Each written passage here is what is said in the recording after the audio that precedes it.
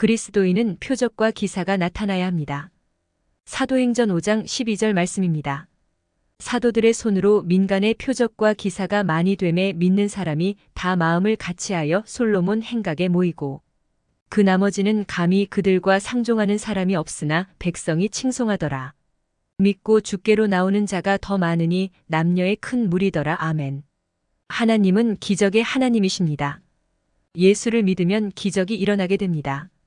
사도들의 손을 통하여서도 많은 표적과 기사가 나타났으며 병든 사람과 더러운 귀신 들린 사람들을 데리고 와서 고침을 받게 되었습니다.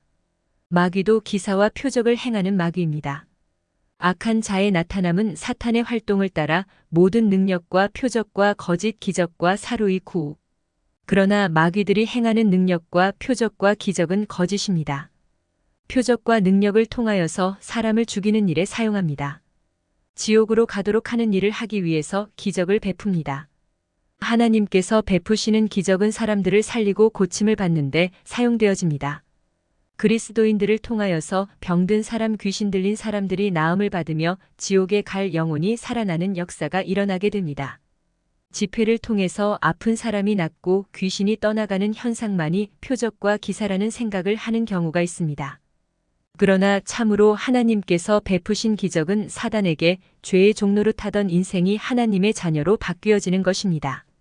예수를 믿음으로 불평하던 삶에서 감사하게 되었으며 깨어질 가정이 화목하게 되는 가정으로 바뀌어지며 염려와 걱정 때문에 생겼던 질병들이 고침을 받게 되며 우울증과 불안과 두려움 가운데 있었던 지옥 같았던 마음이 행복하고 평안하게 변화를 받게 되는 기적들을 베풀어 주시고 계십니다.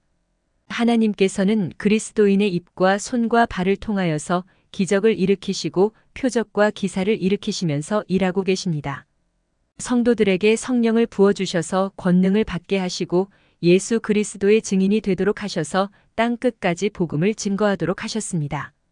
오늘 새벽에는 전 세계에서 복음을 전하는 선교사님들을 위해서 기도를 드렸습니다. 복음을 증거하다 보면 시기와 핍박을 받게 됩니다. 베드로가 감옥에 갇히는 고난을 당하게 됩니다.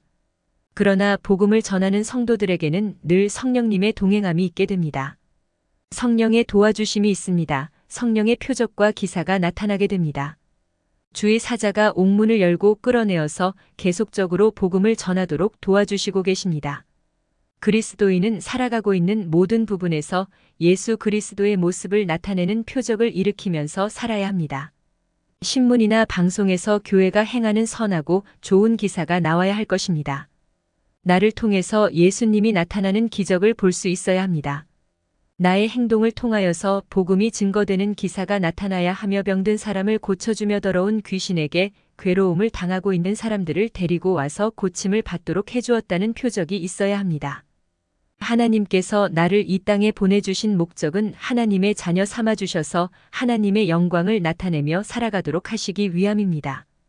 예수 그리스도의 이름으로 능력과 기사와 표적을 나타내며 살아가도록 하셨습니다. 내가 하는 행동 하나하나가 하나님의 빛과 소금이 되어서 이 땅을 밝혀나가는 표적과 기사가 되어야 합니다. 나를 통하여서 하나님의 이름이 높임을 받는 것이 기적이며 나를 통하여서 죽은 자가 살아나게 되는 것이 기적입니다. 하나님의 사자가 옥에 갇힌 베드로를 기적적으로 끌어내고 난 뒤에 계속적으로 복음을 전하여서 기적을 일으켜 나가는 삶을 살라고 합니다. 복음을 전하면서 인생을 살아가다 보면 핍박과 고난도 당하게 됩니다. 사단의 공격이 있기 때문입니다. 그럴 때마다 하나님의 말씀으로 잘 대적하면서 힘차게 일어서서 예수 그리스도의 부활의 모습을 나타내며 살아가는 기적의 삶을 살아가기를 간절히 소원하는 아침입니다.